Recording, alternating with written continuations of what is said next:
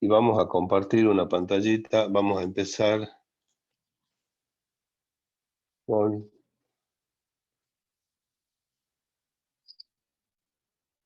esta unidad. Esta es la sexta clase, creo. Vamos a ver electrocinética entonces. El concepto de corriente eléctrica, densidad de corriente, resistencia, ley de Ohm, la energía en los circuitos eléctricos.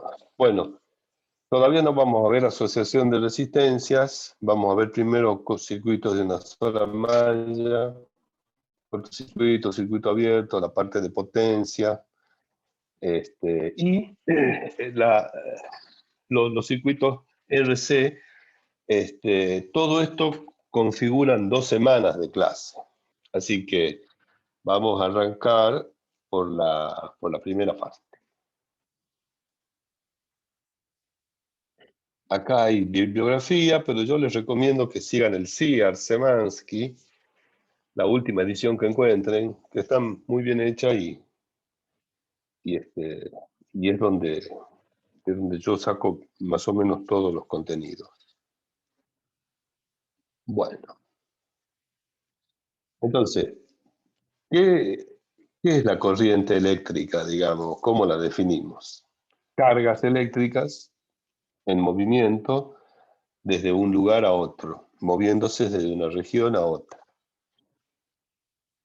Pero cuando este desplazamiento tiene lugar en una trayectoria de conducción en forma de espiral cerrada, la trayectoria recibe el nombre de circuito eléctrico. Cerrada, ¿no es cierto? Como si fuera una pista de carrera. Es una trayectoria cerrada. No sé si ustedes, digamos, se han fijado, sí, un toma corriente de su casa tiene 3 agujeritos, digamos. A veces tienen una forma rectangular, a veces redonda. Uno es la fase, o sea, la que tiene el potencial, otro es el neutro, y el tercero es el toma tierra, que está a un potencial, que está casualmente puesto a tierra, y tiene un potencial teóricamente cero. Nosotros, el circuito se cierra a través de la fase y del neutro. Entonces, se cierra, es un circuito cerrado. Por un lado, entra la corriente y por el otro sale. Entonces, estos circuitos son un medio para transportar la energía de un lugar a otro, digamos. A medida que las partículas se desplazan por el circuito, la energía potencial eléctrica se transfiere desde una fuente, que puede ser un generador, una batería, a un dispositivo donde se almacena o se convierte en otra forma. Qué sé yo, el sonido de un equipo de audio, luz, calor, etcétera, ¿no es cierto? Ustedes han visto las líneas de transmisión eléctrica que hay, normalmente a veces van acompañando a la ruta o a veces cruzan. Esos electroductos sirven para transportar la energía desde donde se genera a donde se consume. Entonces, vamos a adentrarnos un poquitín un poco en lo que es, digamos, el interior de un conductor eléctrico. Ustedes saben que los conductores eléctricos tienen, como los metales, por ejemplo, por excelencia, tienen electrones libres que pueden moverse literalmente dentro del conductor. Acá se muestra eh, la trayectoria de un electrón en azul sin un campo eléctrico E dentro del conductor. Entonces la trayectoria marcada con azul, el electrón se mueve al azar y llega sin campo eléctrico desde P1 hasta P2. Si nosotros aplicamos un campo eléctrico de valor E, la trayectoria sigue siendo, digamos, turbulenta en el sentido que va chocando con otros electrones, va golpeando con los átomos y después de cada golpe vuelve a empezar, etc. Pero cuando nosotros aplicamos el campo eléctrico, la trayectoria cambia y vemos que hay un desplazamiento efectivo entre la situación sin el campo eléctrico y con el campo eléctrico. O sea, hay un desplazamiento del electrón efectivo debido a la presencia del campo eléctrico. Ese desplazamiento lo podríamos calcular multiplicando la velocidad de deriva, que se llama, por el tiempo de que le llevó a hacerlo, ¿no?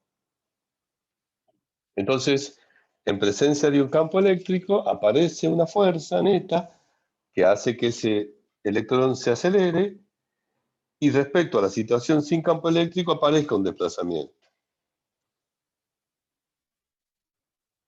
Ahora, ¿cuál es la rapidez media que tiene un electrón?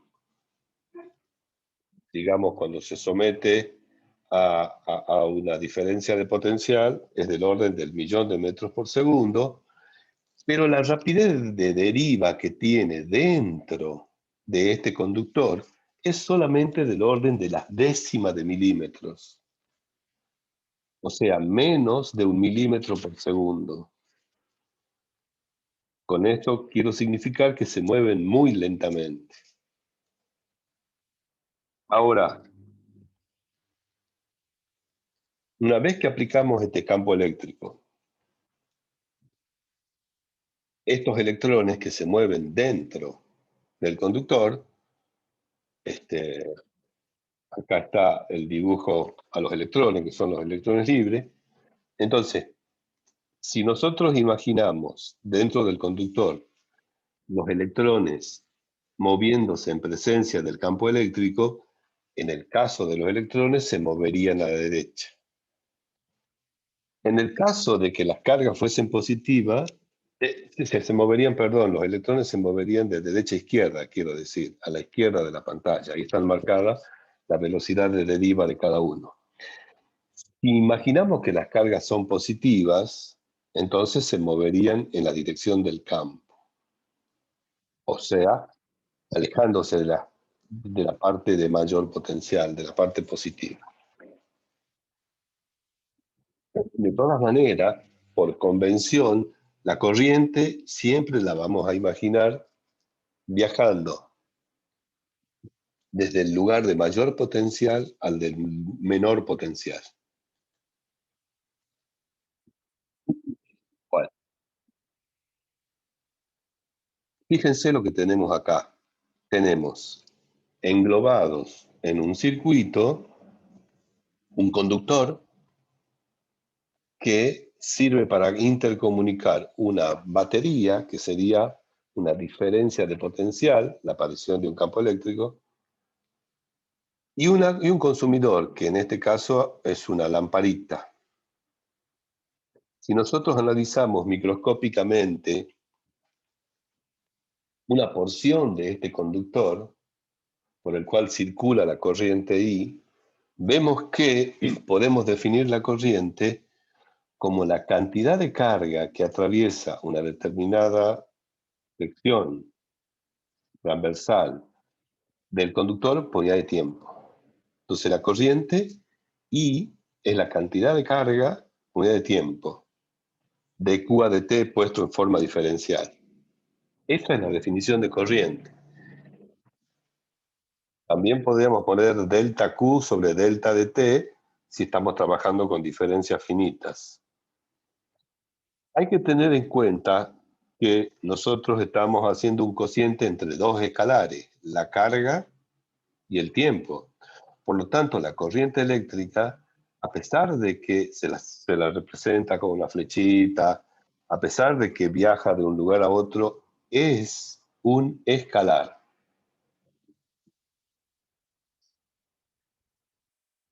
La unidad de corriente, bueno, y algunos valores significativos. En el sistema internacional, el valor para la intensidad de corriente eléctrica es el ampere. es un culombio, ¿se acuerdan? La cantidad, la unidad de carga por segundo, unidad de tiempo. Un culombio por segundo recibe el nombre de Ampère en honor al científico André-Marie Ampère, que nació en el siglo XVII, en XVI, murió en el siglo XIX, 17, y 18 y 19. Acá dice que cuando se enciende una linternita común, la corriente en ella es aproximadamente de 0,5 a 1 ampere. Bueno, eso es para una linterna de las viejas, digamos, que usaban unas lamparitas incandescentes de tungsteno, que consumían mucha corriente. Ahora que están de moda los LED, las corrientes son muy pequeñas en comparación con estas, ¿no? Todavía más pequeñas. Y en el motor de arranque de un automóvil todavía el valor de la corriente que circula cuando ese motor de continua hace mover al motor de combustión del automóvil, la corriente que circula es de alrededor de 200 amperes, o sea, va a consumir mucha energía. Por eso es que si el motor no arranca rápidamente, va a agotar la energía que tiene disponible la batería. Después están las corrientes de los circuitos de radio, de televisión, que son del orden de los miliamperes o microamperes, y en las computadoras que son del orden de los nanoamperes o picoamperes, ¿no? 10 a la menos 12. Fíjense que vamos desde, bueno, incluso hay las corrientes en las descargas eléctricas atmosféricas, en los rayos, no sé, pueden superar largamente 1.000.000 de amperes. Bueno, entonces hemos dicho que la corriente eléctrica es la cantidad de carga por unidad de tiempo que circula por un determinado conductor.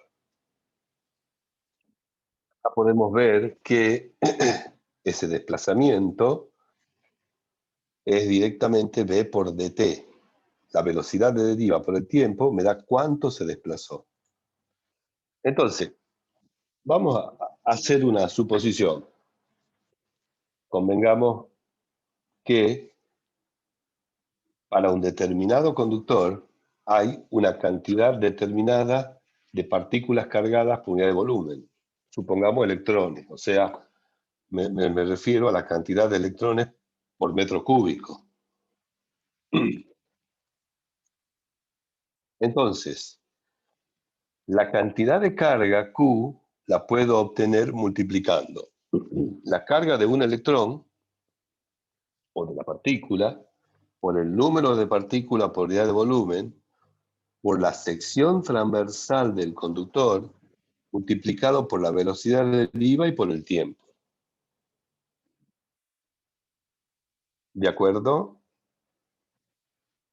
Entonces, la cantidad de carga es, ¿qué sería la cantidad de carga? La carga de una partícula multiplicada por la cantidad de carga por unidad de volumen por el volumen. Entonces, yo puedo escribir que la cantidad de carga Q que atraviesa un cierto volumen dt en un tiempo dt es igual a n, no se olviden, n, cantidad de partículas por unidad de volumen, es una característica de cada material, por la carga de cada partícula, por la velocidad de deriva, por la sección transversal del conductor. Entonces, si yo paso de t para allá y despejo la corriente, me queda que la corriente es igual a n, cantidad de partículas por unidad de volumen, por la carga, por la velocidad de deriva y por el área. Y si divido la corriente en la sección transversal, obtengo la densidad de corriente. La densidad de corriente va a ser un vector y sale de multiplicar N por Q por la velocidad de deriva. Acá lo pueden ver escrito como vector. La densidad de corriente J va a tener la misma dirección y sentido que la velocidad de deriva T. La velocidad de deriva es un vector y N y Q son escalares. ¿Alguna pregunta hasta ahí? Sí, No, profe, yo profe. tengo... A ver, díganme. ¿Por qué la densidad se expresa como vector? O sea, ¿qué representa eso a niveles racionales? ¿Se está moviendo? Claro. Digamos, bueno, lo que pasa es que la densidad de corriente indica la dirección que tienen, la dirección y sentido que manejan las cargas cuando se mueven dentro de un conductor. Por ejemplo, a ver, a ver si puedo dibujar acá. Sí, perdón. Si yo tengo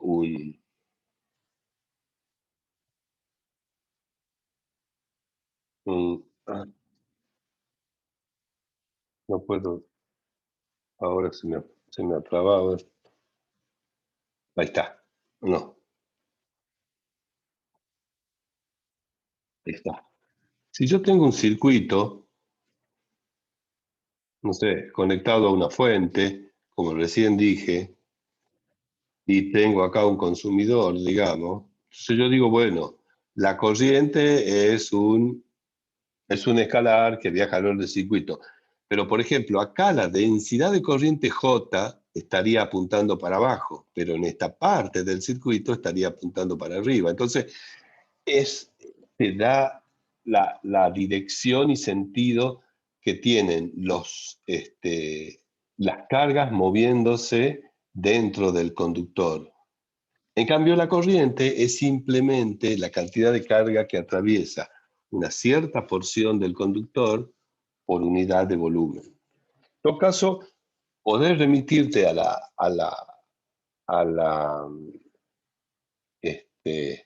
creo que está en la unidad 26 del CIARS, y ahí explica un poquito mejor, digamos, de lo que lo estoy haciendo yo, las características de la densidad de corriente. No obstante, nosotros vamos a trabajar en lo posible escalarmente, digamos. No nos vamos a manejar con con la naturaleza vectorial de la densidad de corriente, sino que vamos a trabajar más bien con su módulo, o sea, con I sobre A.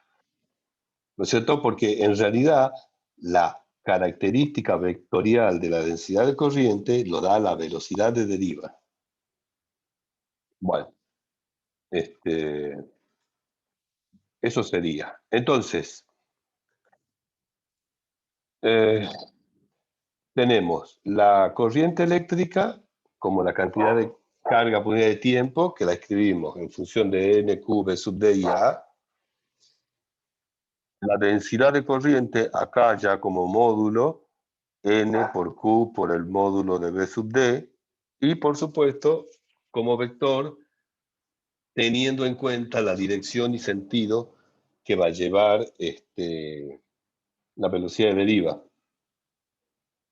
que dependerá, ustedes fíjense que si la carga es positiva, la velocidad de deriva va a tener la misma dirección y sentido que el campo eléctrico. Pero si la carga es negativa, la velocidad de deriva cambiará su sentido, de tal manera que tendrá un menos adelante, pero con el menos de la carga estaríamos con la misma, con la densidad de corriente igual, ya que multiplicar 2 menos por menos lo mismo me vuelve a dar más. Acá hay un ejercicio que para tratar de manejar un poquito más lo que estamos viendo, lo que vimos hasta ahora, digamos. Dice un alambre de cobre número 18. Estos valores que están acá son valores para Estados Unidos, digamos, porque está sacado de un libro inglés, yankee.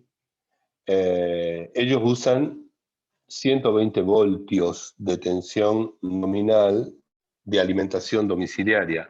Nosotros usamos, o 110, nosotros usamos 220, que es el doble, así que los valores de corriente son, para el caso nuestro, a la mitad. Por lo tanto, ellos, al tener menos tensión nominal, tienen que usar para la misma potencia, ya lo vamos a ver después, conductores de mayor sección transversal, más gruesos.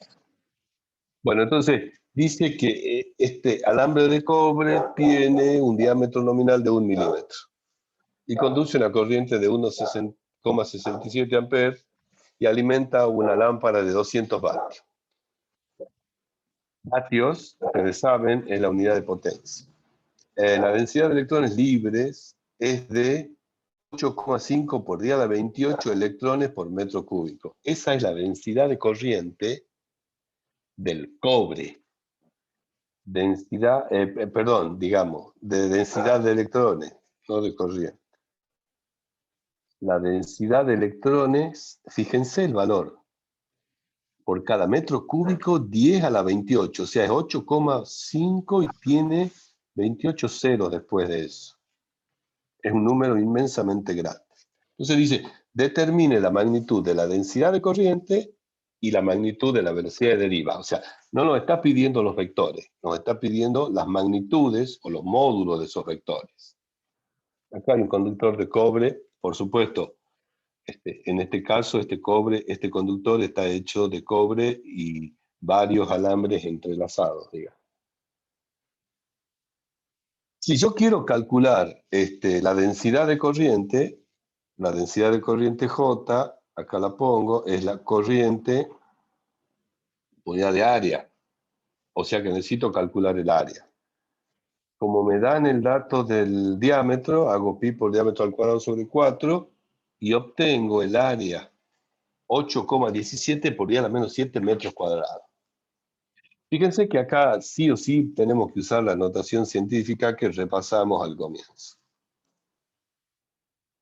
Como tenemos la corriente y tenemos el área, calculamos la densidad de corriente para este caso y nos da 2,04 por 10 a la 6 amperes por metro cuadrado. Y si quiero la velocidad de deriva, tengo que recurrir a la otra expresión para escribir la densidad de corriente como, ¿se acuerdan? El número de portadores por la carga de cada uno por la velocidad de deriva, módulo. Despejo de acá la velocidad de deriva y fíjense el valor que me da para este caso. 0,15 milímetros por segundo. Milímetro es la décima parte del centímetro y acá es casi la décima parte del milímetro. Por lo tanto, la velocidad de deriva es muy pequeña. O sea, velocidad de deriva es la velocidad con que se mueven las cargas eléctricas, en este caso los electrones, dentro del conductor. Tengan en cuenta que el conductor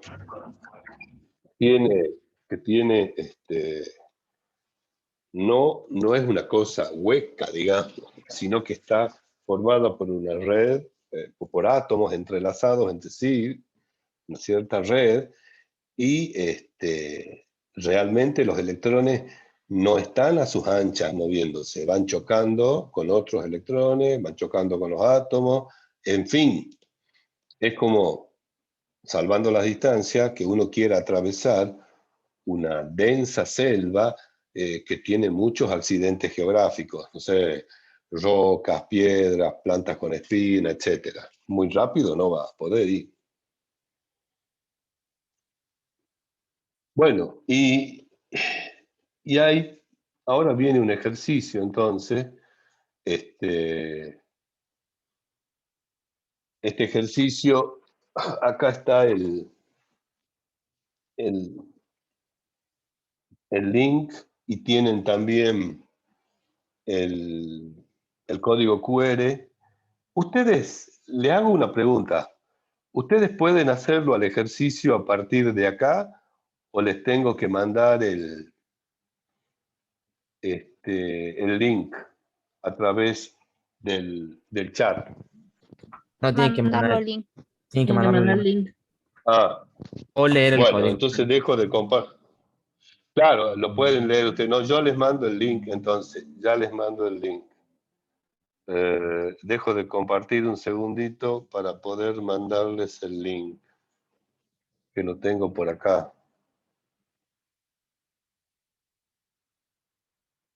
Acá está.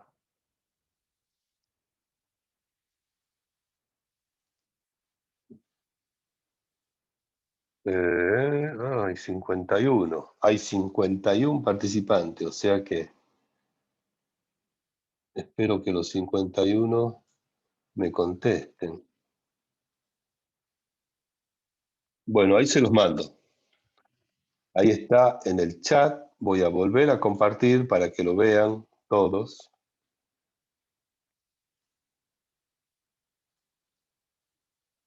Acá estábamos. Dice, suponga que se reemplaza el alambre del ejemplo anterior por otro de cobre de calibre 12. De 18 pasamos a 12. Cuando disminuye el número, aumenta el diámetro. Este tiene el doble del diámetro que el anterior. Entonces, si la corriente es la misma, ¿qué efecto tendría esto en la magnitud de la velocidad de arrastre? Ahí tienen la ecuación para calcularla y tienen 5 opciones. Se duplica, la cuarta parte, no cambia, la mitad, 4 veces mayor. Así que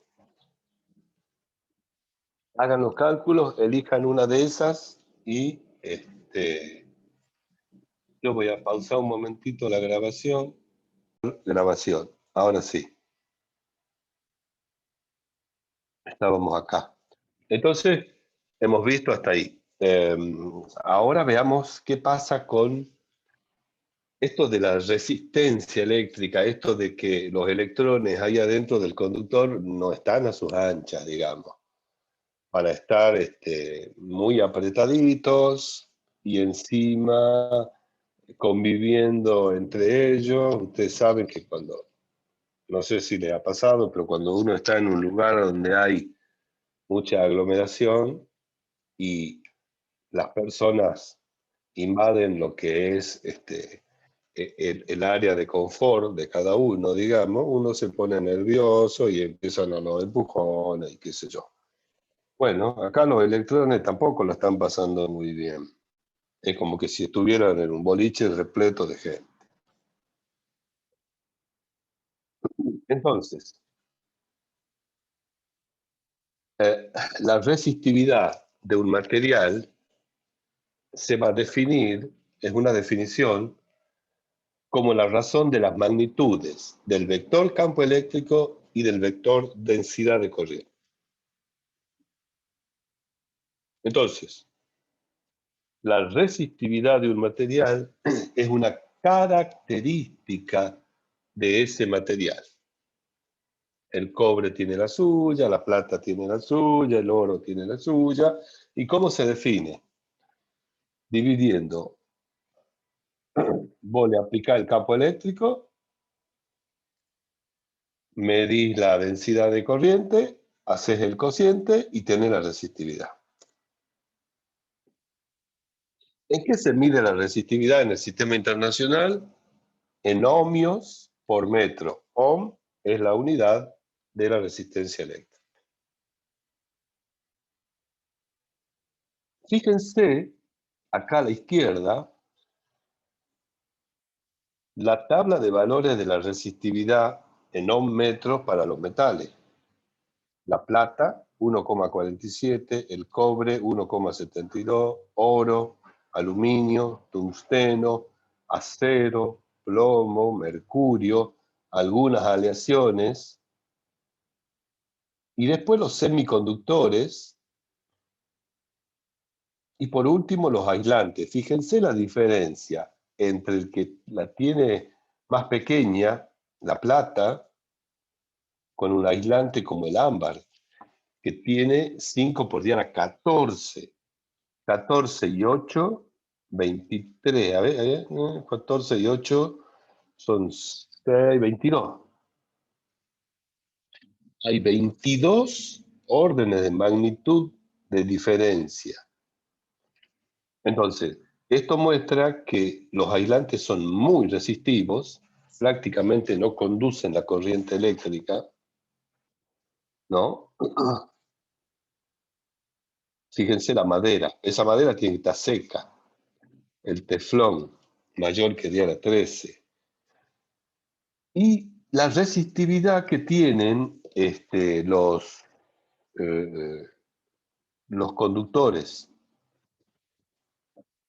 Qué conveniente para un conductor que tenga la resistividad lo más pequeña posible. Entonces, cuando menor sea la resistividad, mejor va a conducir la corriente eléctrica. Pero ¿qué pasa? ¿Cuál es el que tiene más pequeño acá la resistividad? Es obvio que la plata. Fíjense,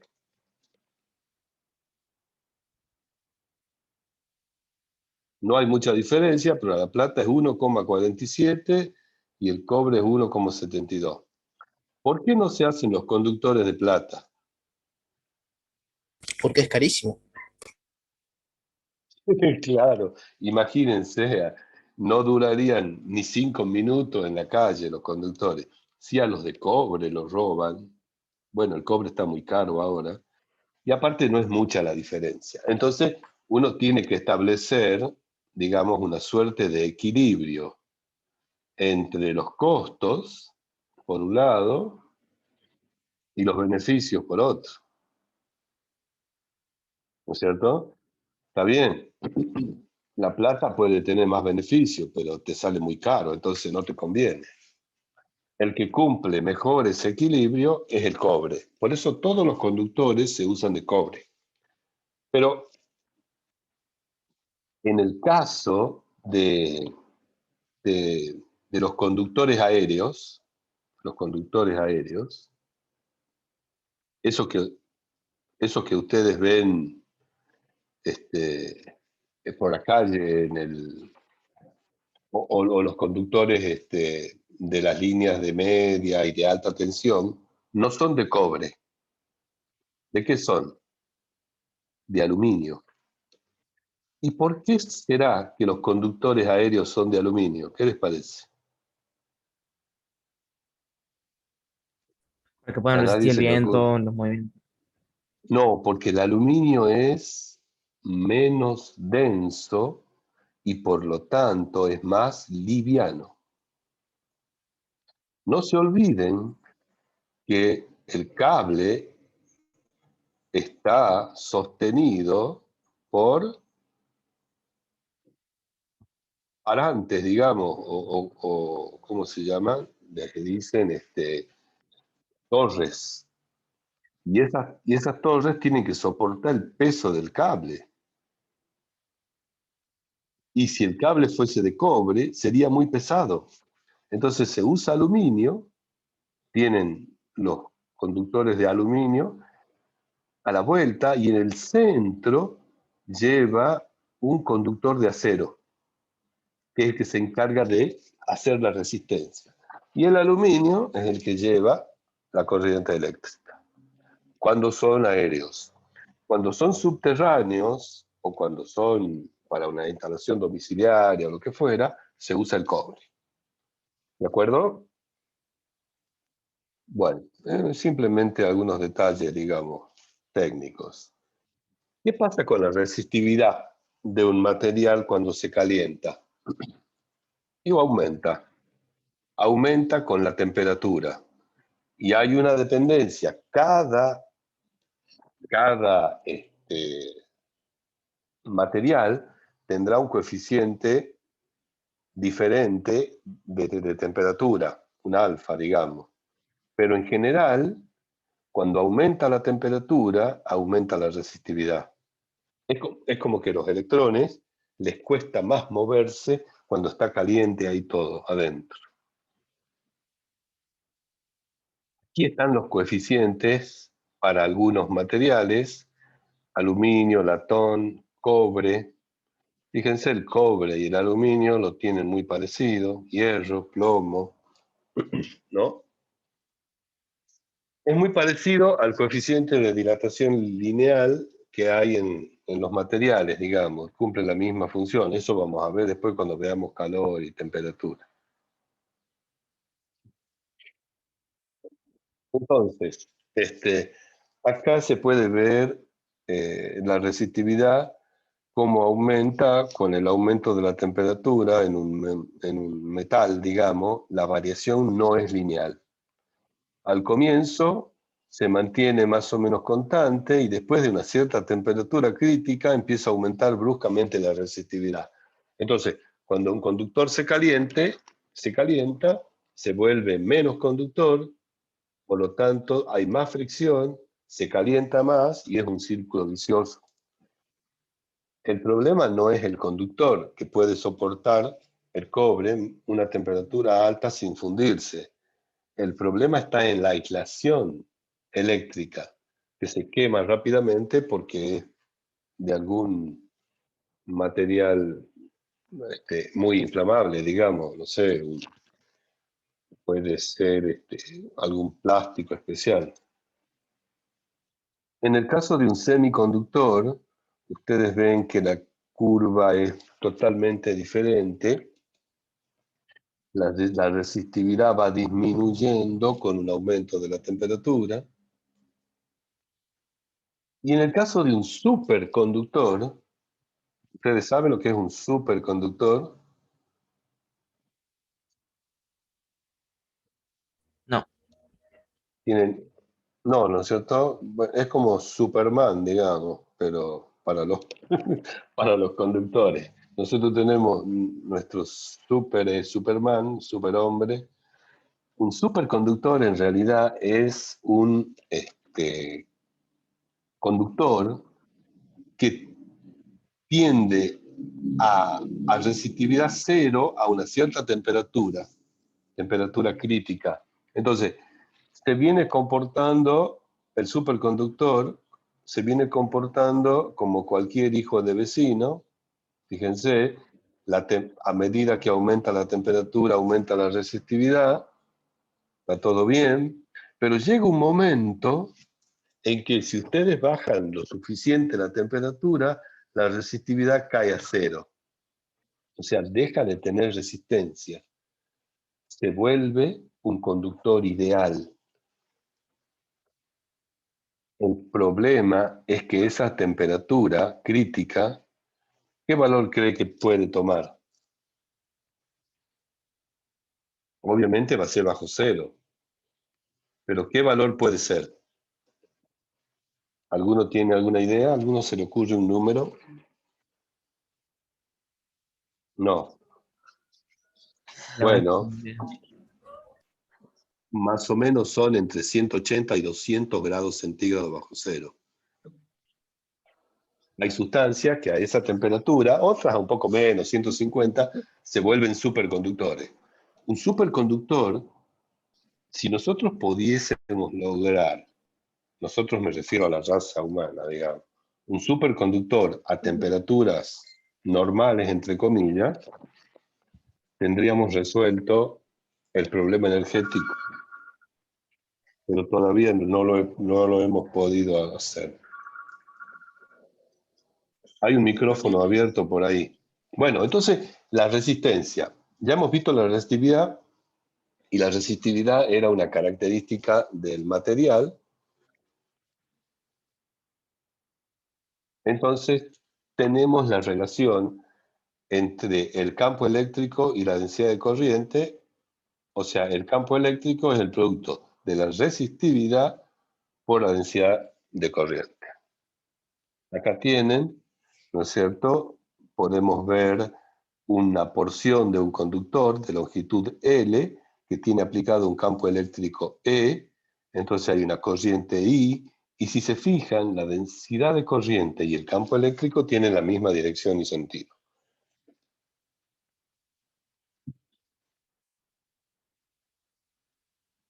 La corriente, como ya habíamos establecido, va de mayor potencial a menor potencial. Escribamos la ecuación escalar ahora de la relación entre la densidad de corriente y la corriente. Y la relación entre el campo eléctrico, la diferencia de potencial y la longitud del conductor. Estamos suponiendo que el campo eléctrico es constante. Entonces, ya vimos que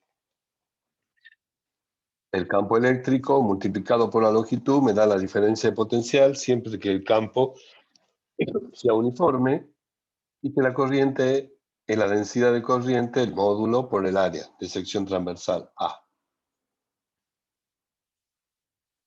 Entonces, si yo fíjense, de esta ecuación, de la ecuación B igual a E por L, despejo E, y E es igual a la densidad a la resistividad por la corriente sobre el área, el módulo de E, y lo reemplazo en la ecuación, me queda esta expresión, B sobre L igual a ρ por I sobre E. Si yo acomodo un poquito esta expresión y pongo B igual a ρ por L sobre A por I, veo que ρ depende del material, L es la longitud del material y A es la sección transversal. Entonces, ρ por L sobre A lo que está haciendo es describir el material geométricamente y también me está dando su calidad en cuanto a la cantidad de portadores por metro cúbico. Entonces, todo esto junto, ρ por L sobre A, recibe el nombre de resistencia eléctrica. Rho por L sobre A es la resistencia eléctrica de un conductor. Entonces ustedes me dicen, mira, tengo un conductor de cobre que tiene 100 metros y un área de 1 centímetro cuadrado. Ah, entonces la resistencia de ese conductor será tanto. La puedo calcular. ¿De acuerdo? Entonces la resistencia eléctrica depende de la resistividad del material, de la longitud del conductor y de su sección transversal. Fíjense que cuanto más grande sea el área, cuanto más grande sea el conductor, menor será la resistencia. O sea que la resistencia de un conductor es inversamente proporcional a su sección transversal. Claro, cuanto más sección haya, más cómodos van a estar los electrones para circular. Y cuanto más largo sea, más le va a costar llegar a la otra punta. ¿Se acuerdan de la capacidad de un capacitor? Valga la redundancia. Fíjense, la capacidad de un capacitor dependía de la permitividad eléctrica, que era una característica del dieléctrico, del área y de la separación entre las placas. Fíjense que la capacidad también dependía de qué dieléctrico la tenía, qué dieléctrico había entre las placas metálicas, del área y de D. Y la resistencia también depende de la característica geométrica y de la resistividad. Nada más que en el caso de la resistencia, A está en el denominador y en el capacitor está en el numerador. Y al revés, la distancia D acá está en el denominador y acá la longitud está en el numerador. Pero son expresiones parecidas. Entonces, la resistencia de un material dependerá de sus características geométricas y de qué está hecho. Y de paso, ya podemos obtener la relación que hay entre la diferencia de potencial y la corriente en un conductor. Fíjense que a medida que aumenta la diferencia de potencial para una resistencia constante, aumenta la corriente y viceversa. Esto se conoce como ley de Ohm y será nuestro caballito de batalla, no se lo olviden, durante esta clase y la que viene. ¿Cómo podemos interpretar la resistencia? Algo ya vimos.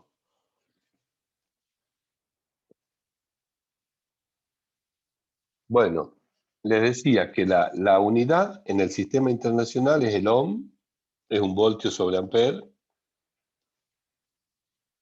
También se usa el kilo ohmio, el mega ohmio.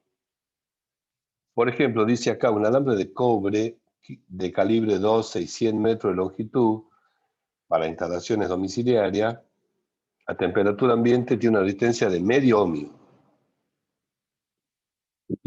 ¿no? Y ahí da un ejemplo para Estados Unidos. Una lamparita de 100 vatios y 120 voltios tiene una resistencia a su temperatura de operación de 140 ohms. Es el artefacto. No sé si ustedes han alcanzado a conocer las lámparas incandescentes. Todavía hay en el mercado. Una lámpara incandescente, les voy a hacer un bosquejo acá, a ver si puedo acá. Acá. Una lámpara incandescente tenía un filamento de tungsteno, dos conectores,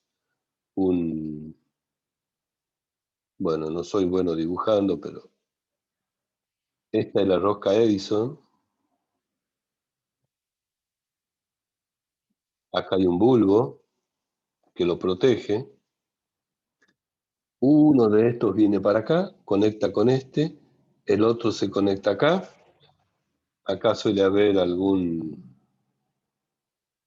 tubito de hierro para evitar que esto se caiga. Está sosteniendo esto.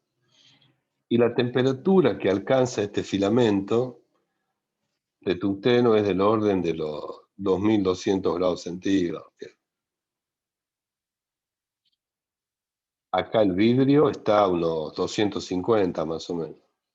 Por eso es que en estas lámparas de incandescente, si uno las toca con la mano, se quema.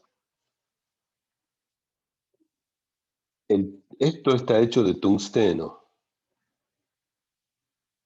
El tungsteno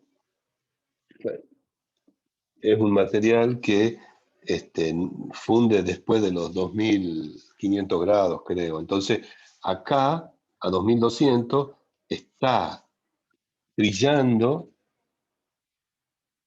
con brillo realmente blanco, digamos, amarillo, un amarillo intenso, pero en realidad estas lámparas eran unas estufas, digamos, gastaban 100 vatios, por ejemplo, una más o menos, 100 vatios.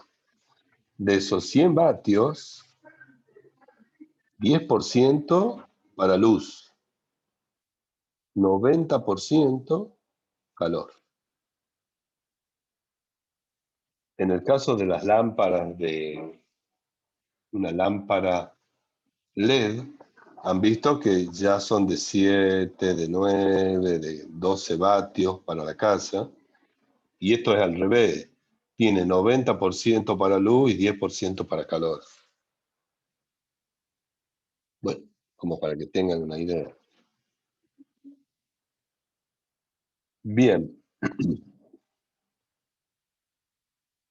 Acá tienen cómo varía la resistencia con la temperatura. Tiene una variación parecida a la variación de la resistividad con la temperatura, si en definitiva es lo mismo, digamos.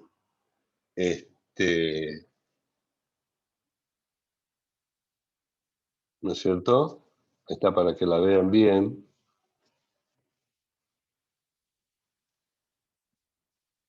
La resistencia aumenta de un conductor a medida que aumenta su temperatura.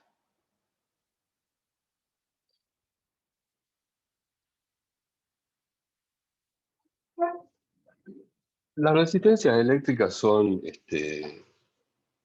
unos elementos, yo diría, indispensables en todo circuito electrónico y eléctrico incluso, y tienen una característica de colores para poder identificar su valor y su error, ¿no? Entonces, las dos primeras líneas, es un código de colores, las dos primeras líneas indican el primero y el segundo dígito del, de, la, de la resistencia, el tercero es un multiplicador y el cuarto es el error con que está construida o la tolerancia.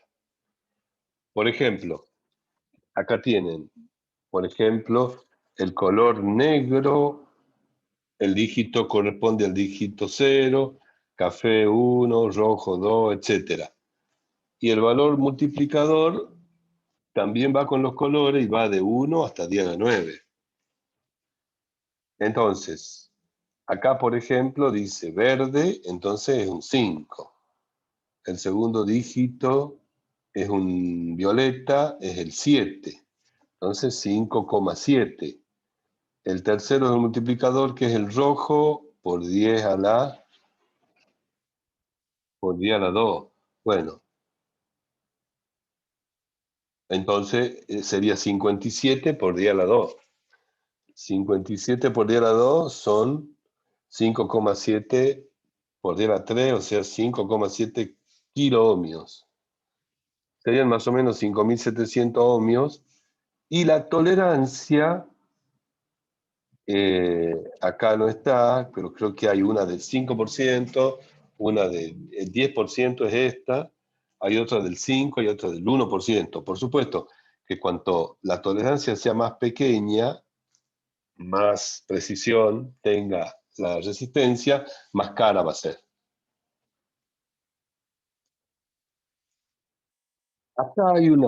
Acá esta gráfica de la izquierda muestra la relación que hay de un resistor óhmico, o sea, si yo a una resistencia le aumento la tensión, la corriente aumenta proporcionalmente, ¿no es cierto?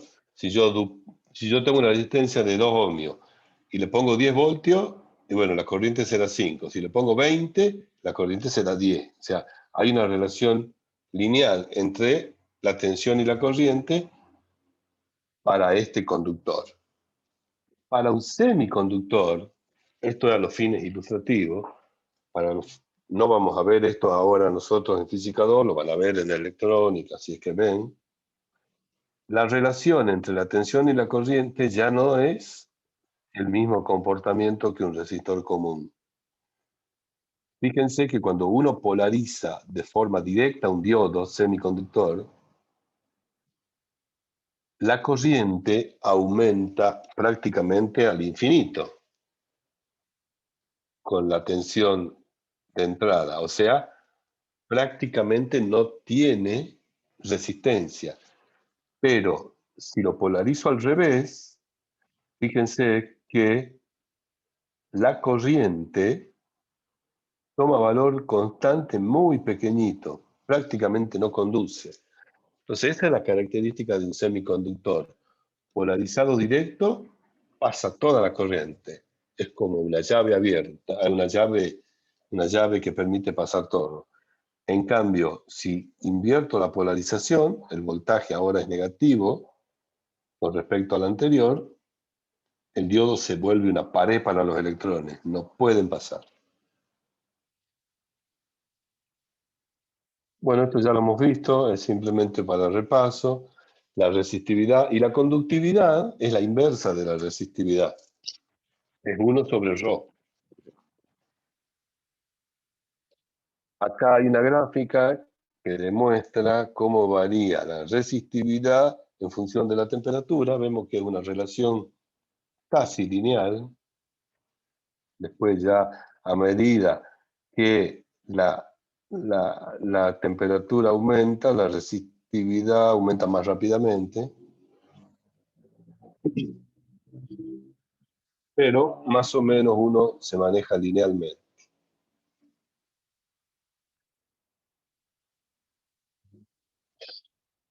Acá hay un ejemplo de una neurona, ¿no? La neurona es digamos, el elemento que tiene nuestro cuerpo para comunicar, o comunicarse con otra, digamos, a través de impulsos eléctricos. El axón de la neurona, acá pueden ver una neurona, digamos, tiene un núcleo, tiene el axón, los axones están recubiertos por mielina, y esto llega a un terminal que puede comunicar con otra neurona, en el caso del cerebro, o puede terminar en un músculo, digamos. Entonces, acá dice, esta imagen es a color falso, bueno, del microscopio electrónico, muestra una sección transversal. Uy, disculpen, me estoy quedando sin batería. Voy a conectarla. Ahí está. Muestra una sección transversal de una fibra nerviosa que tiene aproximadamente 1 micrómetro, o sea, la milésima parte del milímetro. El axón, la parte central, está recubierto por una sustancia aislante, grasosa, que se llama mielina, y envuelve al axón. Entonces, la resistividad de la mielina es mucho mayor que la del axón. Entonces, es como que el axón fuese el cobre y la mielina fuese el recubrimiento aislante, ¿no es cierto? Entonces, eso permite que la señal eléctrica viaje a través de la fibra nerviosa confinada dentro del axón, ya que la mielina actúa como un aislante eléctrico. Recuerden que nosotros funcionamos en base a electricidad. Nuestro cuerpo funciona en base a electricidad. Entonces, eso hace que la señal eléctrica viaje dentro del axón y se comunique con un músculo o con otro. Ahora bien, si esa capa aislante o la mielina se pierde o se daña, los impulsos empiezan a volverse más lentos, se pierde cierta cantidad de impulso y eso puede causar enfermedades, entre una de ellas es la esclerosis múltiple, ¿no? Cuando la capa de mielina se pierde o se daña, empiezan los problemas eléctricos en nuestro sistema nervioso, digamos. Nosotros trabajamos con diferencia de potencial. Nuestro corazón tiene un potencial de acción que es del orden de los 150 milivoltios, digamos. Cuando a nosotros nos hacen un electrocardiograma, en realidad lo que nos están midiendo es la forma de nuestro pulso eléctrico en el corazón. Un cardiólogo viendo un electrocardiograma puede saber el comportamiento eléctrico de tu corazón y si hay arritmias, etc. Bueno, acá hay otro ejercicio, dice campo eléctrico, diferencia potencial y resistencia de un alambre. Un alambre de cobre calibre 18 tiene un diámetro de 1 milímetro y sección transversal de tantos metros cuadrados. Transporta una corriente de 1,67 amperes. Calcule la magnitud del campo eléctrico en el alambre, la diferencia de potencial entre dos puntos del alambre separados a una distancia de 50 metros. y la resistencia de un trozo de alambre de esa longitud. Entonces, concretamente lo que tenemos es un alambre por el que está pasando una corriente, por lo tanto, le estamos aplicando una diferencia de potencial. Para calcular el campo eléctrico tenemos que multiplicar la resistividad por la densidad de corriente. La densidad de corriente es la cantidad de corriente por el área. La resistividad ya la conocíamos, era una característica del cobre, y calculamos el campo eléctrico. Un valor muy pequeño da, fíjense, 0,0350 voltios por metro. Si quiero calcular la diferencia de potencial entre dos puntos del alambre que están separados 50 metros, simplemente multiplico el valor del campo por esa longitud y me da 1,75 voltios. Y por último, si quiero calcular la resistencia de ese alambre, divido el potencial sobre la corriente y me da ¿cuánto? El valor de 1,05 ohms. También podría haber calculado la resistencia haciendo ρ por L sobre S, pero necesitaría tener el valor de la resistividad, que lo puedo sacar de tabla. O sea, la resistencia eléctrica de un material, por ejemplo, ya que hablamos de laboratorio, la puedo calcular aplicando una diferencia de potencial, midiendo la corriente y haciendo el cociente. O ver qué material se trata, medir la longitud, medir o calcular su sección transversal y hacer ρ por L sobre S. Ambos valores debieran dar, dentro del error, en lo mismo. ¿Alguna duda hasta aquí? ¿O vamos bien? Todo bien, profe. Sí, ¿no? Bueno. Porque acá viene otro ejercicio. Así que antes de mostrarle el ejercicio, les voy a pasar el link.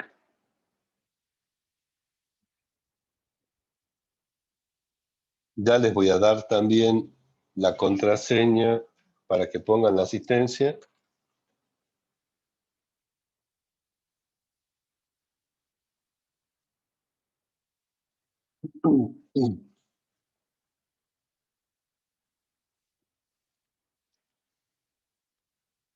Ahí ve el link del ejercicio.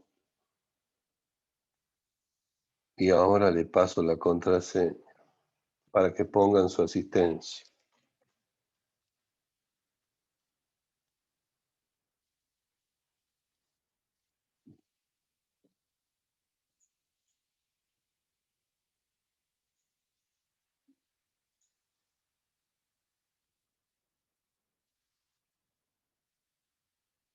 Y ahora les comparto lo que estábamos haciendo. Entonces, este era el ejercicio que habíamos hecho. Y ahora, fíjense que está, acá está el secreto del ejercicio, cómo varía la resistencia o la resistividad con la temperatura, cómo se calcula la resistencia.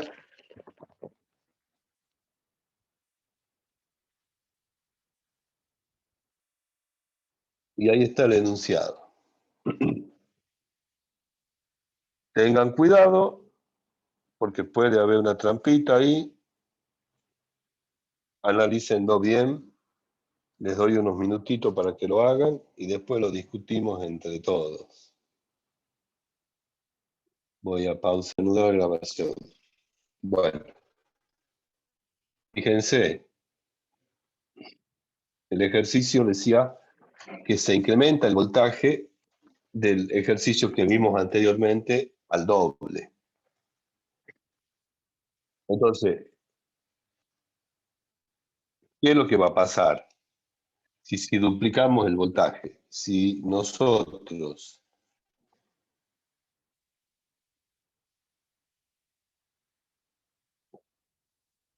¿qué pasa? Que no... Ahí está. Si nosotros ahora lo que hacemos es que el voltaje, el nuevo voltaje, sea 2 veces el voltaje anterior, uno puede decir, bueno, nuestro caballito de batalla es V igual a I por R, donde R es la resistencia. Ok, si yo hago 2 veces V, en teoría esto tendría que ser 2 veces I por R. Pero eso es teórico, digamos. Nosotros sabemos que la resistencia es una función de la temperatura. Y que si el voltaje aumenta, aumenta la corriente. Y si aumenta la corriente, aumenta la temperatura. Por lo tanto, el hecho de duplicar el voltaje hace que la corriente cambie, aumente, pero también hay una resistencia R'. Esa resistencia aumenta un poquito con respecto a R. Si la resistencia aumenta un poquito con respecto a R, la corriente no va a ser exactamente el doble. Va a ser más grande que la anterior. Pero, como dice acá, va a ser un poquito menos que 2.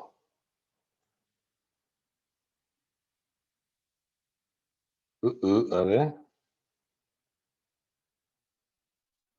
Claro, un poquito menos que 2. Más que 2 no puede ser, porque eso sería que disminuya la resistencia.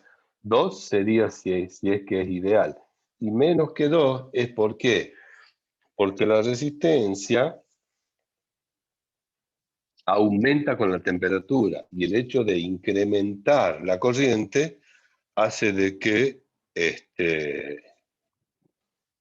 aumente la temperatura. No mucho, obviamente, pero aumenta. No sé si a ustedes alguna vez les ha pasado que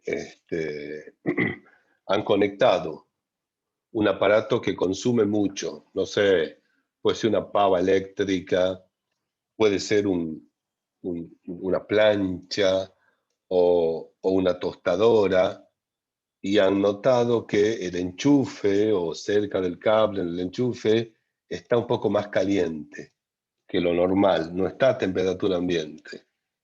Eso se debe a que está pasando mucha corriente y esa corriente está haciendo que se calienten los conductores, sobre todo cuando hay un contacto físico entre dos conductores que no es muy bueno, y eso hace que la resistencia de contacto aumenta.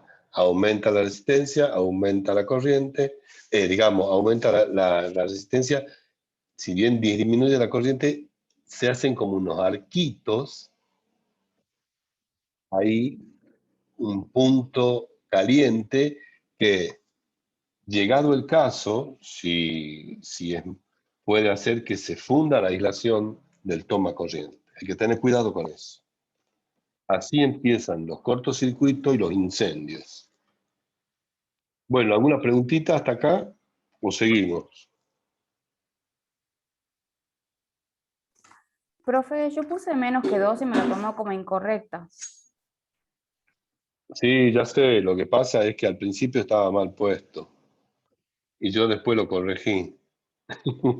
Yo me equivoqué en el ejercicio y después lo corregí recién, entonces a algunos les tomó bien y a otros no. ¿Me Ah, bueno. entendés lo que te digo? Sí, sí. Sí, sí, sí. Bueno, gracias, Sí, profe. discúlpame, pero esa es la explicación, digamos. Aumenta la resistencia, entonces la corriente aumenta también, pero no en un factor 2 exactamente. Yo lo había preseteado mal sin querer. Pasa en las mejores familias. Bueno, sigamos, que ya nos queda poco tiempo. Bien, entonces ahora vamos a ver quién o qué cosa se encarga de hacer que los electrones se muevan. Entonces, si se produce un campo eléctrico dentro de un circuito que no forma parte de un circuito completo de conductor, que es un pedacito de conductor que vuelve a aplicar un campo eléctrico, la corriente solo va a fluir durante un cierto tiempo. ¿Por qué? Porque lo que va a pasar es que, en el caso de que sean electrones, digamos, se van a empezar a amontonar en un lado las cargas positivas, en otro lado las cargas negativas, va a aparecer un campo eléctrico extra debido a ese reacomodamiento de cargas, y eso va a suceder hasta que el campo externo y el campo que se crea dentro del conductor se igualen y el proceso se detenga. O sea, se llegue al equilibrio.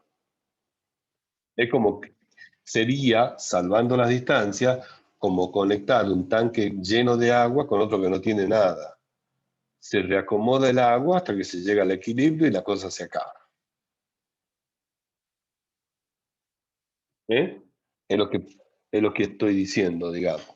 Entonces, llega un momento en que el campo resultante es cero, no hay campo eléctrico y el proceso se detiene. Bueno, entonces pensemos ahora que en un circuito va a haber un dispositivo que va a suministrar energía eléctrica suficiente para que se produzca una corriente estacionaria, o sea, constante en un conductor, y ese dispositivo recibe el nombre de fuente de fuerza electromotriz o FEM. ¿Qué hace esa FEM? En definitiva, convierte, por ejemplo, la energía mecánica o la energía química en energía eléctrica. Una batería o una pila, una batería como la de su celular, tiene energía eléctrica almacenada en forma de energía química y la va liberando a medida que el dispositivo la usa. También pueden ser, no sé si se acuerdan ustedes o vienen por ahí esas linternas con una manijita que uno la mueve y mientras la mueve se enciende la batería, la pila, pero cuando la deja de mover se detiene. Entonces, la energía mecánica que ustedes están invirtiendo en hacer ese movimiento se transforma en energía eléctrica a través de ese dispositivo. Es una FEM, fuente de fuerza electromotriz. La verdad que fuerza electromotriz, fuerza no es una palabra adecuada para esto, digamos. Pero bueno, está así y habrá que aceptarlo.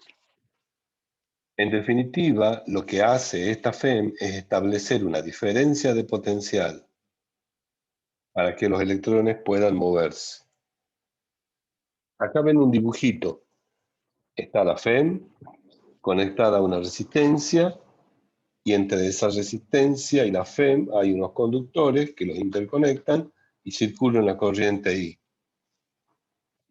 Podemos decir que la FEM realiza un trabajo sobre la carga que la atraviesa, elevando su energía potencial en un valor delta de Q por epsilon.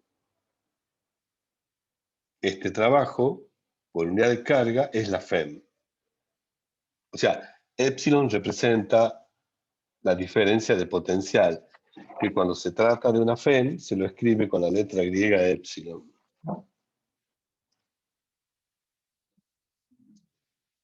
Acá hay una analogía mecánica para un circuito sencillo. Los clavitos representan la resistencia que las esferitas tienen al ir cuesta abajo. Golpean, chocan, van para aquí, qué sé yo, pero van. Lento, pero van. Y la FEM, o fuente de tensión, fuerza electromotriz, estaría representado por la mano que lo que hace es subir las esferitas desde aquí abajo hasta arriba. O sea, ¿qué hace? Le hace ganar energía potencial, en el caso de la analogía gravitatoria, para que descienda. En el caso de la electricidad, es energía potencial eléctrica para que se mueva a través de los conductores. Una fuente de tensión, o FEM, es ideal cuando mantiene constante la diferencia de potencial entre sus bornes, pase lo que pase. Le pidas la corriente que le pidas, ella se mantiene indiferente y mantiene su diferencia de potencial. Por supuesto que eso es una utopía, es una idealización. La FEM real, la diferencia de potencial disminuye con el aumento de la corriente. Por ejemplo, si ustedes tienen la batería del auto, por ahí pueden hacer la prueba. Si tienen un tester, le miden la tensión cuando el auto está detenido, sin andar. No sé, da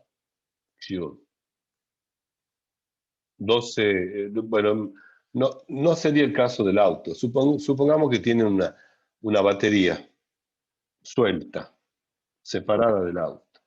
Le miden la diferencia de potencial, ponerle que le dé 13 voltios. Y conectan esa batería a un ventilador de 12 voltios, a un consumidor. Empieza a pasar corriente y en vez de medir los 13 voltios, ahora mide menos, 11. ¿Qué pasó? Que la diferencia de potencial que tenía al principio los 13, dos de esos, si pasa 11, quedan dentro de la FEM, se consumen internamente.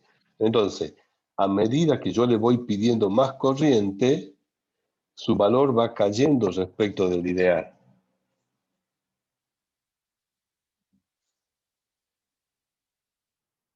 ¿Mm? Les habrá pasado, no sé, alguno, que en su casa baja mucho la tensión a tal punto a veces de que ni las lámparas se prenden. Eso es porque seguramente están en la última parte del suministro del transformador, hay mucho consumo, entonces mucha tensión cae en los cables y en el transformador y les llega a ustedes menos de lo que debiera. Por supuesto, hay que protestar y hacer lío, pero bueno, eso pasa. Entonces, podríamos dejar en claro que la diferencia de potencial en bornes de una FEM real es el valor ideal menos I por R, donde I representa la corriente que está suministrando la fuente y R su resistencia interna. Acá la pueden ver a la FEM.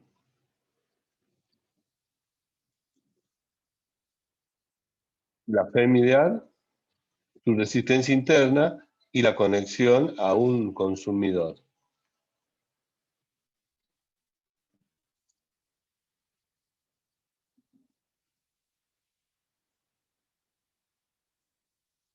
Acá tienen ya más o menos la simbología que se usa para representar en un circuito a los distintos componentes. El conductor, un cable, una línea. La resistencia, fíjense que las resistencias son como valles y montañas que se suceden. Es para decir que el electrón cuando llega acá va a tener que subir, bajar, subir, bajar, subir, bajar, y le cuesta, digamos. Tiene esta la resistencia. Esta es la FEM ideal, no tiene resistencia interna. Esta es la FEM con la resistencia interna, que puede estar a la izquierda o a la derecha, no hay problema. Y los instrumentos que van a medir la diferencia de potencial es el voltímetro y el amperímetro que medirá la corriente. El voltímetro siempre se conecta en paralelo con lo que uno quiera medir, ya vamos a ver lo que es paralelo, y el amperímetro se conecta en serie. Si uno llegase a conectar un amperímetro en paralelo, está cortocircuitando, digamos. Bueno, acá parece que hay un ejercicio.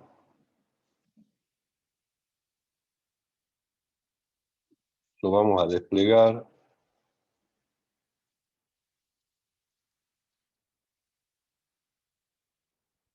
Acá a la izquierda pueden ver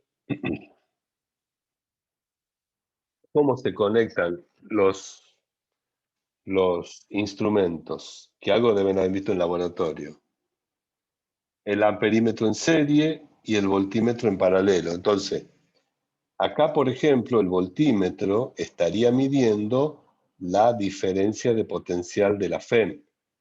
Ideal, 12 voltios, porque no hay corriente, ya que un voltímetro ideal tiene resistencia infinita. Entonces, un voltímetro como este que está acá,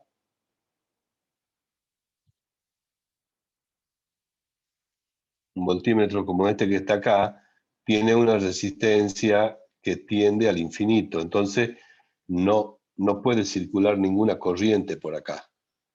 Por lo tanto, está midiendo la FEM de la pila. Ahora bien, si yo a esta FEM con una resistencia interna le conecto otra resistencia, aparece una corriente. ¿Cómo calculo el valor de esa corriente? Recordando la ley de Ohm, que decía B igual a I por R. Ajá, entonces I va a ser la FEM, que son los 12 voltios, dividido en la resistencia. En este caso, ya vamos a ver, la resistencia está en serie, me da 2 amperes. Entonces, la tensión entre A' y B', entre estos dos puntos, entre A' y B', será I por R. R es 4 y es 2, me da 8 voltios. Entonces acá hay 8 voltios. Fíjense que en la resistencia de la fuente, acá, en esta parte, circula la misma corriente y tengo 12 voltios que entrega la fuente y tengo 2 amperes por 2 ohmios, 4 voltios que se quedan dentro de la fuente. 4 voltios. Entonces, yo tenía 12, pero le quito 4, me quedan 8 voltios. Esos 8 voltios son los que va a medir, en este caso, el voltímetro cuando la FEM esté conectada a una resistencia diferente a los 12 que mide cuando está en vacío. Cuando la FEM y su resistencia están sin conectar a nada, y yo le conecto un voltímetro, mide la FEM en vacío. Acá ya está en funcionamiento. Un circuito abierto es una rama del circuito por la cual no circula corriente. Por ejemplo, en este circuito hay una llave, y esa llave está abierta e impide el paso de la corriente. Entonces el circuito está abierto. Bueno, es lo que vimos recién.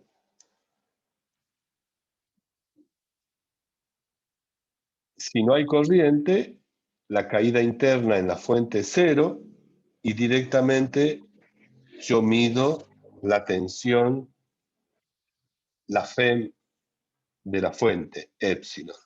Es lo que dijimos recién. Si hay un cortocircuito, quiere decir que acá estaba el consumidor, antes del consumidor yo le coloco un cable uniendo, es como si a la batería del auto con un cable le conectara el positivo con el negativo. ¿Qué pasa entonces? Uno siente un chispazo. ¿Por qué? Porque la tensión tiende a 0 y pasa muchísima corriente. Es un cortocircuito.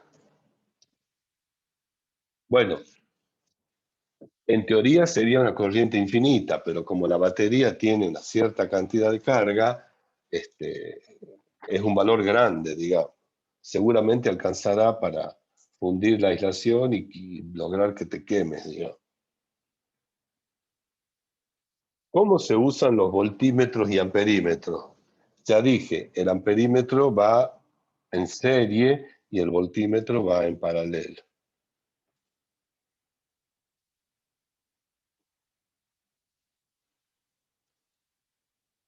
Bueno, son cálculos, digamos. Acá hay otro aspecto interesante de cómo van cambiando los potenciales a lo largo de un circuito. Vamos a hacer el camino, supongamos que estamos aquí, y vamos a ir de izquierda a derecha. Nos encontramos con una fuente de tensión. Esa fuente de tensión hace que se eleve el potencial de 0 a 12 voltios. Seguimos caminando. y nos encontramos con una resistencia de 2 ohmios. La corriente va del potencial positivo al negativo. Entonces ahora hay una caída de tensión.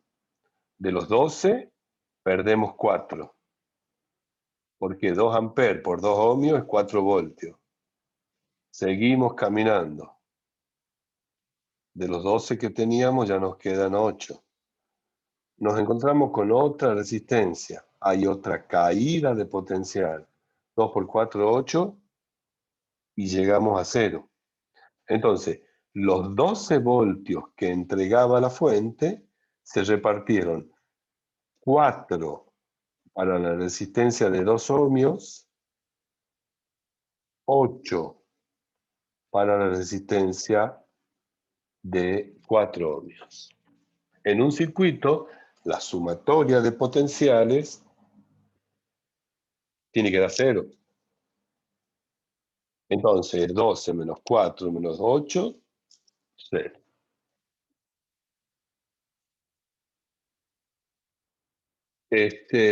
Y lo último que nos quedaría por ver es la energía y la potencia en estos circuitos.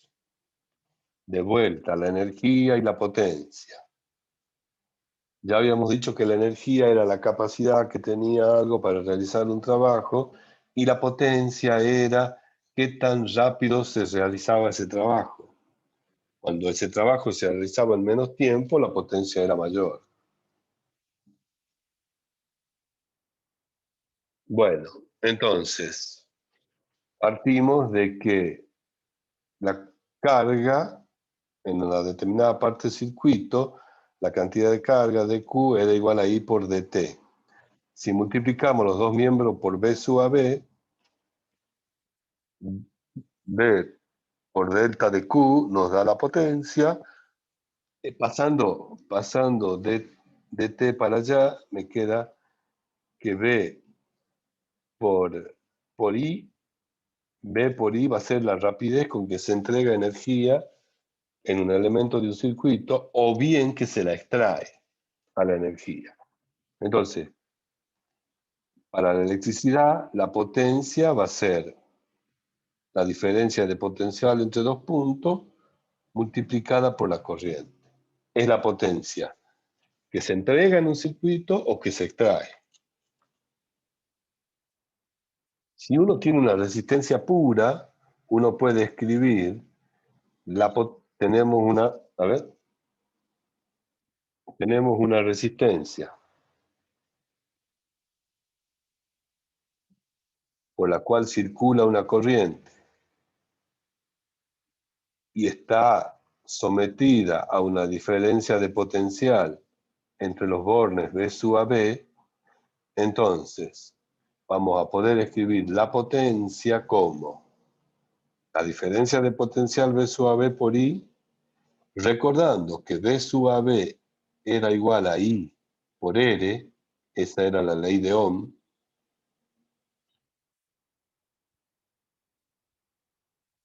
Entonces, también la podemos escribir reemplazando I acá por B sobre R como B sub AB al cuadrado sobre R, o bien la podemos escribir como I al cuadrado por R. Cualquiera de estas tres expresiones son equivalentes para la potencia en una resistencia pura. La resistencia disipa energía, ¿no? La potencia de salida de una fuente de tensión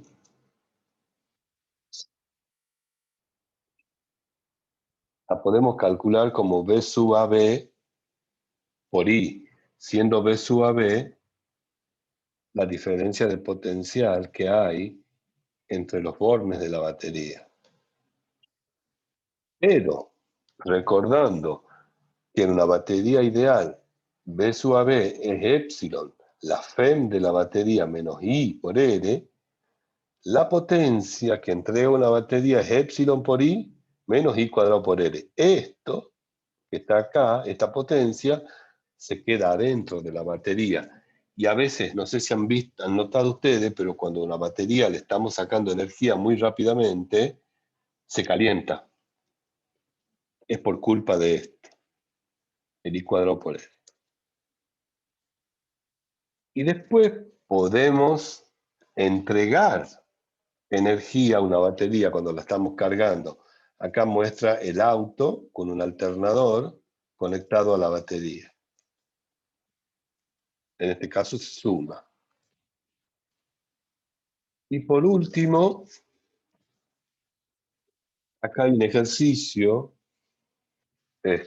para la potencia de alimentación y salida para un circuito completo. A eso se refiere con la potencia que está entregando la fuente, en este caso epsilon, y la potencia que está consumiendo el circuito, con I cuadrado por R. El que genera la energía, o sea, el que tiene energía es la fuente, y el que la consume, en este caso es la resistencia interna y la resistencia a la que está conectada.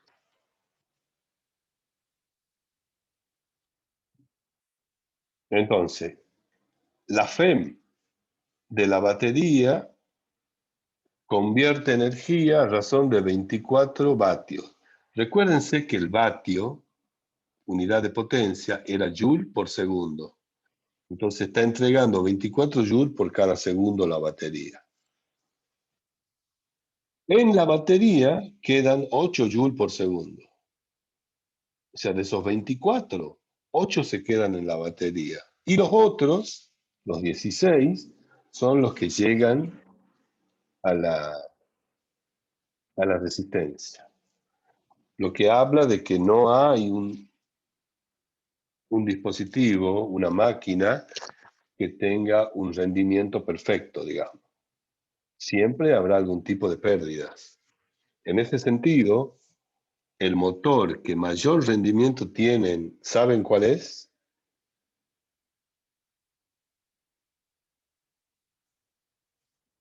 ¿Me están escuchando o no? Ya terminamos, ¿no? Sí, profe. Sí, profe. Sí, sé que ha sido una clase larga, pero bueno, ya estamos terminando. ¿Saben cuál es el motor que mayor rendimiento tiene? Motor, ¿no? El motor eléctrico. El motor eléctrico, cuando son grandes motores,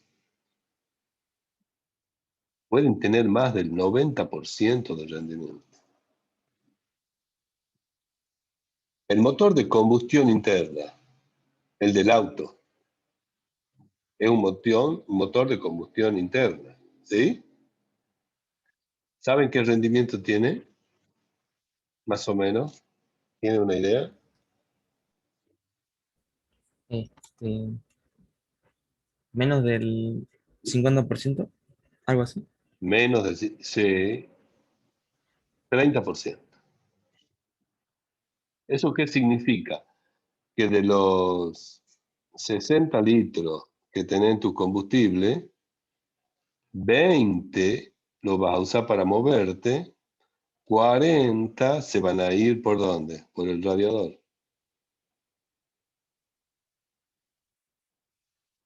Las 2/3 partes de la energía que vos pagás cuando cargas nafta,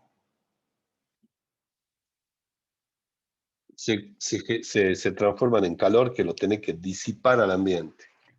En cambio, en un motor eléctrico, de los 100 que vos cargás, 90% van a ir para moverlo al auto y 10% se van a perder. Por eso es que están empezando a tener los motores eléctricos mucha más competencia. Si los motores eléctricos no andaban antes, porque el problema de la batería, o sea, no hay todavía tampoco la posibilidad de almacenar mucha energía en poco espacio y peso. Pero ya los motores eléctricos digamos, las baterías han avanzado tanto que ya tienen la posibilidad de andar entre 400 kilómetros, 250, entre 250 y 400 kilómetros con una carga. El problema es que para una carga, las cargas no son tan rápidas de las baterías de los motores de los autos eléctricos, y bueno, necesita 3, a veces 4 horas. Imagínate que vos vayas a una estación de servicio para cargar tu auto eléctrico y tengas que esperar 3 o 4 horas para seguir viaje. No es muy productivo el asunto. Pero ahora hay baterías en carga rápida que creo que en media hora cargan el 90%. O sea, todo está avanzando. Tal vez ustedes o sus hijos, si es que tienen, puedan disfrutar de los autos eléctricos como ahora hay autos de combustión interna. Aunque ya están los autos eléctricos, en Europa, por ejemplo, la mayoría ya son autos eléctricos, y creo que en algunos, no sé si es en Gran Bretaña, para el 2030 van a prohibir los autos de combustión interna. Directamente no se van a fabricar más. Bueno, el último, lo último que queda para ya completar la clase es este ejercicio que tiene 4 ejercicios en uno, ¿no? Ya les paso el link. Voy a dejar de compartir esto.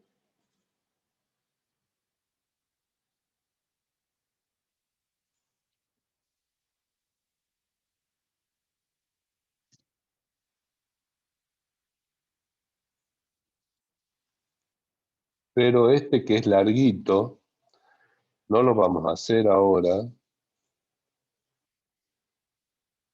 Se lo dejo al link. Hay un chat ahí que no he contestado. Ah, bueno, sí, eso ya está lo del ejercicio. Ahí está el link del tercero. Bueno, que estamos viendo acá ahora,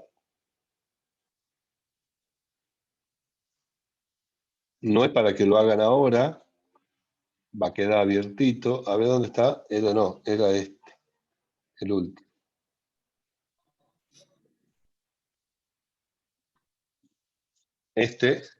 Tiene 1, 2, 3 y 4.